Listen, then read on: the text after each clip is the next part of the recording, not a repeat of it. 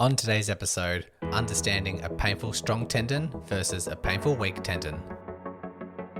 Welcome to the podcast helping you overcome your proximal hamstring tendinopathy. This podcast is designed to help you understand this condition, learn the most effective evidence-based treatments, and of course, bust the widespread misconceptions.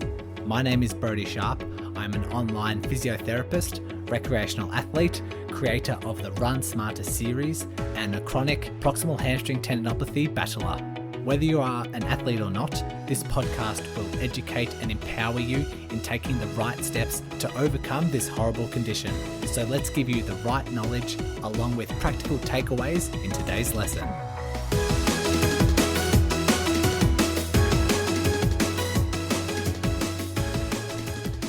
Welcome back. Thanks for joining me once again. We have another kind of concept episode around painful strong versus painful weak tendon, how to decipher the two, what does that actually mean, why do we need to dissociate these two. But before we do, I thought it would be nice to recap similar types of concepts because I think it'd be nice just to grasp the earlier concepts before exploring into this new one. And the first one I wanted to discuss was episode 29, which was pain. It was weakness versus sensitivity. So trying to understand the weakness side of things, or going through when the tendon actually goes through weakness versus when the tendon is just sore. And in particular, during a particular flare-up or during some exercises that are more painful than usual. Maybe if I use an example. So let's just say you're rehabbing your PHT and you are doing your deadlifts. You progress your deadlifts slightly, maybe to increase the range of movement or increase the weights. And all of a sudden, like afterwards and the following day, there is more pain, more sensitivity. Sitting is a bit more painful. When you go for your run, that is more painful. When you bike ride, it's more painful. And then when you try and do the deadlifts again, even if you reduce the weights to the previous dosage, that is sparking pain as well. And you think, oh God, what's happened here? Let me just spend some time off deadlifts. Let me calm it down for a few days. So you stop doing that, and then the next day you maybe go for a run again, but it's really light. Maybe do some run walking, and even that flares it up. And you can just like spiral this particular condition and the sensitivity, and it can be interpreted, oh my God, my tendon is getting so much weaker. Last week I was deadlifting 40 kilos without an issue. Now all of a sudden I can't lift 25 kilos and I can't run 5 minutes without this flaring up. What's happening here? Why all of a sudden is my tendon so weak? Why have I and you're in constant fear of like losing all this progression. It's like now I'm back to square one, and it just requires a little shift in thinking. It's not actually weaker.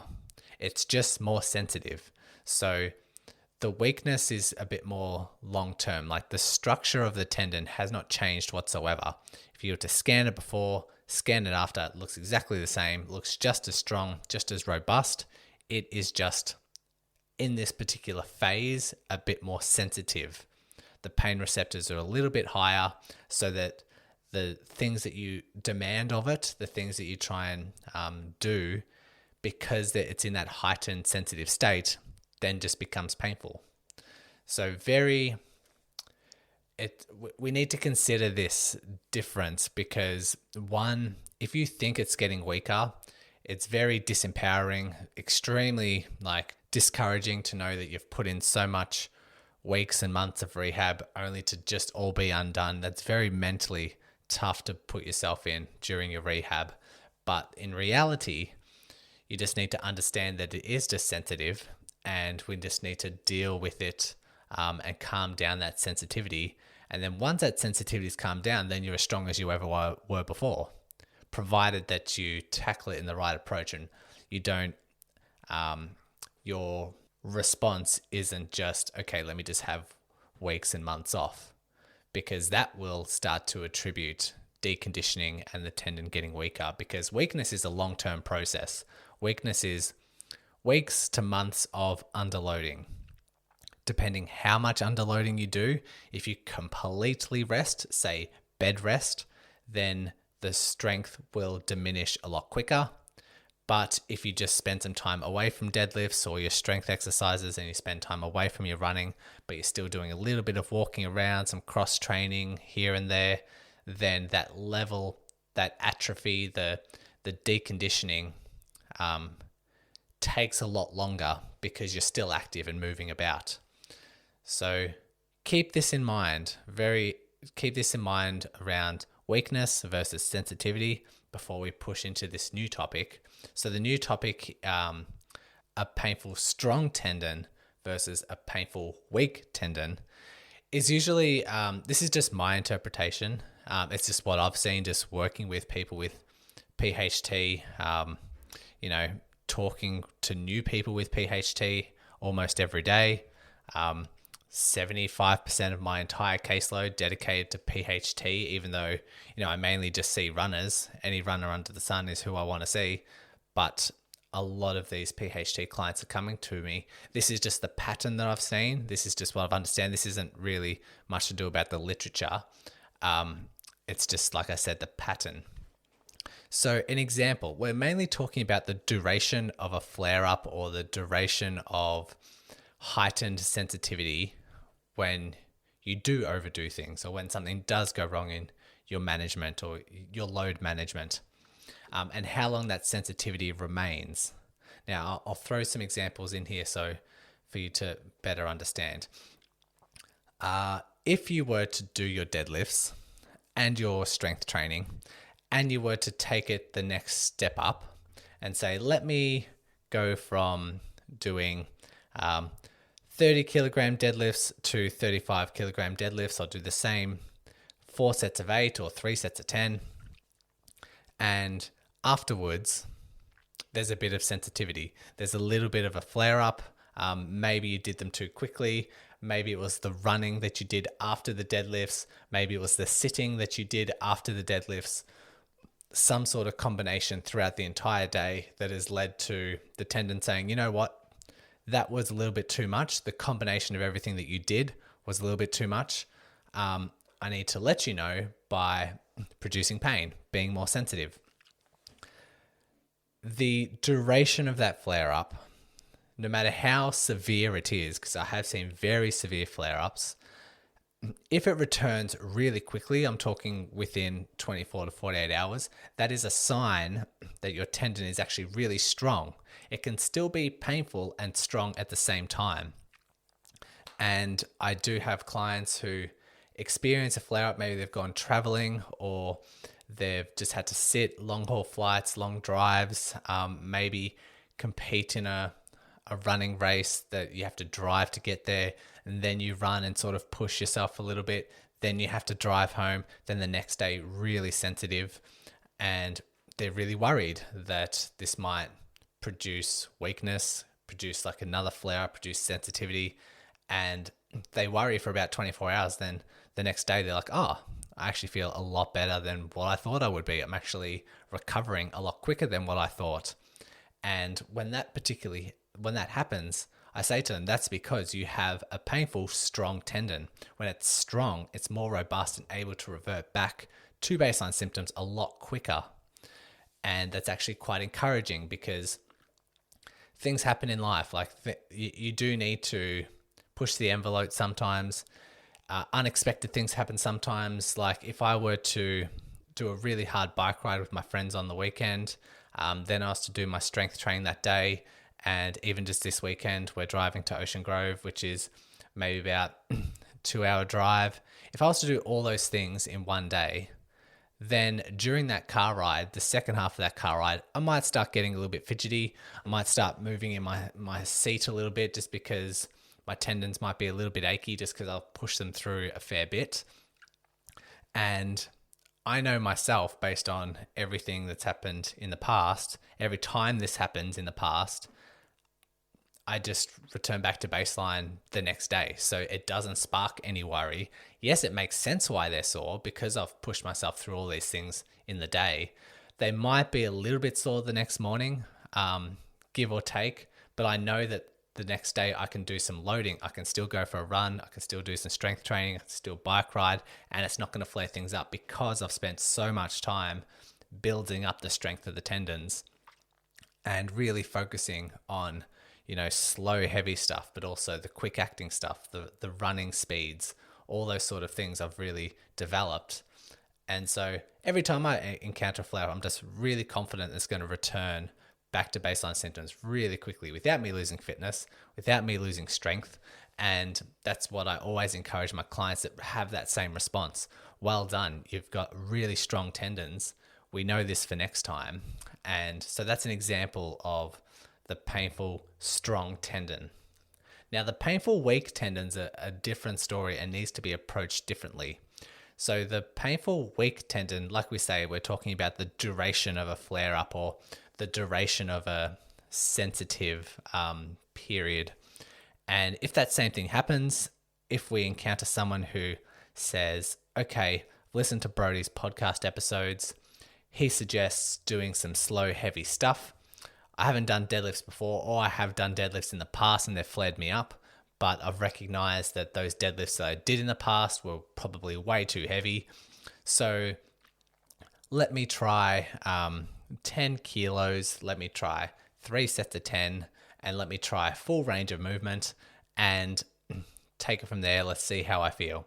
So go through that particular phase. Maybe after that, you might try some lunges. Maybe after that, you might do some upper body stuff. Then you might do some sitting throughout work. And then the next day, it's a bit flared up. So you've overdone it with whatever combination of loading you've put upon it. If that flare up is quite severe and persists through, 4, 5, 6 days, let's just say throughout the rest of the week, just like sitting at work, the pain's a little bit above, it's a little bit above baseline. When sitting used to be like a 2 out of 10, now it's like a 4. Even if it goes beyond 3, 4, 5 days and it's still about a 3, it still hasn't settled down to baseline. If it gets to about 4, 5, 6 plus days of it just hanging around that particularly sensitive state, the tendon isn't really responding that well. And this is more of a sign that there's a little bit of weakness there because it's just not reverting back to baseline as quickly as those painful, strong tendons. And so that's the difference between the two.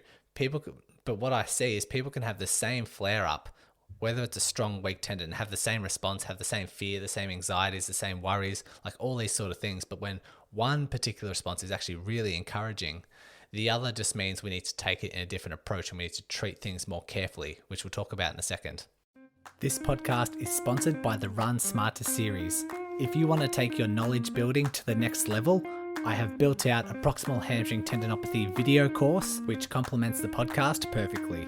Sometimes it's tough delivering concepts and exercises through an audio format, so the course brings a visual component full of rehab exercise examples, graphs, and visual displays to enhance your understanding. Even if you sign up now, you'll have access to all current and future modules that I create. Sign up through my link in the show notes, then download the Run Smarter app, and you'll instantly have unlimited access to all the course resources on any device. And to say thanks for being a podcast listener, I want to give you a VIP offer. There will be a link in the show notes in every episode that will provide you 50% off the course price. Just click on the link and it will automatically apply your 50% discount. Okay, so what do we do if you do have a painful, weak tendon and you're in this particularly sensitive state? My advice is to don't push through the sensitivity. Don't listen to this episode and interpret, it's not getting weaker, it's just sore, so let me just continue doing the things that contribute to irritation and contribute to sensitivity. Your job is to find your new adaptation zone. So every tendon, every ligament, every muscle, joint have a certain load tolerance. They have a certain capacity, whether that's running for 5 minutes, whether it's running for 50 minutes. All of these structures have a particular load that if you exceed it, it's going to start getting sore. When you have a particular flare-up or sensitive state, your adaptation zone changes. It actually diminishes. In the short term, we're not getting weaker, we're just sensitive. So if you do your deadlifts and you flare things up, and there's a particular sensitivity throughout the remainder of the week, you need to find that new adaptation zone. So that might be doing particular exercises, still loading the tendon, but just doing things that don't contribute to increasing its sensitivity. That way we're still proactive, that way we're still managing it with some loading, because the tendons do like loading. It might be doing isometrics, it might be doing bridges or long lever bridges or bridges with your feet up on a step. It might be doing deadlifts, but you're only doing a quarter range of movement and you're only just holding it for 5 seconds, then coming back up. There's something that you can do that still fosters strength and productivity within this new adaptation zone, this sensitive adaptation zone. There's still things you can do, and we can be creative about that. And episode 34 of this podcast contains that how to develop a flare-up plan. What's your flare-up plan look like? What should you do during a particular flare-up? So that episode might be particularly helpful in that phase. Also, if I'm referring to other past episodes, episode 8 refers to the pain, rest, weakness, downward spiral, which I constantly talk about. But that particular phase we don't want to get into. We don't want to encourage this pain, rest, weakness, downward spiral, because if it's painful and you address that with rest over several weeks, that attributes to more weakness. Therefore, when you try and load it again, it becomes more painful. And because it's more painful, you decide to retreat away and rest that particular tendon, then it becomes weak again. You're in this pain, rest, weakness, downward spiral. And the further down that spiral you are, the harder it is to build back up. Have a listen to episode 8 to fully grasp that particular concept. But if it's a painful, weak tendon, really sensitive and really hard to manage, we really want to stay out of that downward spiral. So just be careful with that. You might also, if you find that you're in this sensitive state quite often, you might want to start addressing pain as a biopsychosocial problem. Situation, I should probably say. Bio meaning the physical loading, the psycho referring to the fears, anxieties, like the thoughts, the mental state, the patterns that you sort of create, and the social engagement. We're social creatures. Don't isolate yourself when it comes to having a particular flare-up. Don't just pull away and think that you're all on your own, because the biopsychosocial approach to managing pain is extremely effective if you find that you are catastrophizing things, if your thoughts, stress management's out of control, if you're quite anxious, but then other domains as well, like if you're having a really poor diet, if you're eating a lot of sugar, if you're not getting a lot of sleep, all these sort of parameters can help, will either turn up pain signals or turn down pain signals if you're addressing the right things. So a lot of that's to do with the chronic sort of pain episodes. But if you find yourself constantly in these sensitive states, that will be very important for you to address. So the painful, weak tendon, when it is sensitive, we can still be proactive. It's just finding that new adaptation zone, finding exercises, loading based exercises that you can tolerate, and then just build your way up from there. Finally, we have what to do if you are in a particular painful situation, but it's a strong tendon. So the painful, strong tendon, what should we do? If you've done your exercises and you've overdone a little bit and you're currently painful, what should we do? First of all, let's celebrate, because it's hard work to maintain or get to a strong tendon. If you find that things are returning back to baseline within 24 hours, celebrate. That's a fantastic win with your recovery. Then moving forward from there, we have a little bit more freedom in your exercise progression. We've just got a little bit more leeway because we know that that tendon's strong. We know it's a little bit more resilient. You should be less worried when it is sensitive, similar to what I was talking about before. If I was to go for a long drive and had overloaded my tendon throughout that day and then done a long drive, I might start shifting in my chair a little bit. I might start getting a little bit uncomfortable and those tendons might start becoming a bit sensitive. But I don't attribute worry to those. The thoughts that I have is, this is totally fine. This happened to me before. I know it's going to be fine tomorrow because I've put in all the hard work. So less worry. Because I see a lot of people who have a particular flare up, even though they know it's strong, and then it returns to baseline, they still have this worry. They still have I used to do this pain-free, 2 years ago, and I was performing at all these feats. Now I can't do this. And we focus on a lot of what we don't have rather than the wins that we do have. And so try and attribute less worry, the actual process of attributing less of those negative thoughts to this particular pattern or this particular episode means that you're actually going to, the enjoyment of it or the actual experience of it is a bit more enjoyable if you don't attribute those sort of negative emotions. So celebrate, have less worry, have a little bit more freedom with how you progress. You can probably, don't become too complacent. This is if someone has a strong yet painful tendon, sometimes they're a little bit worried to push the envelope because they don't want to get sore, even if it's only sore for 24 hours. But because they're dealing with sort of higher loads, they just become complacent and say, yeah, I'm really successful with this particular dosage. My deadlifts, 310s, 40 kilos. That's got me strong. It's got me here and I'm able to run for 30 minutes because of it pain-free. So I'm pretty happy with where I am now. I'd say don't become complacent. Continue to progress, continue to challenge the tendon in different ways so that you can further build on that resiliency, because we do want your tendons and the rest of the body to be really unshakable, resilient, robust. You can throw a lot of things at it, whether that's speed, whether that's duration, whether that's heavy strength. We want to throw a whole bunch of different variables at it and it responds relatively well. And so if you do become complacent, then we slow down that rate of progression. We slow down the rate of your recovery. And then if we were to throw a few factors in there, it might be a little bit more vulnerable. So continue moving forward, continue being proactive. Don't just become complacent in this kind of happy middle ground.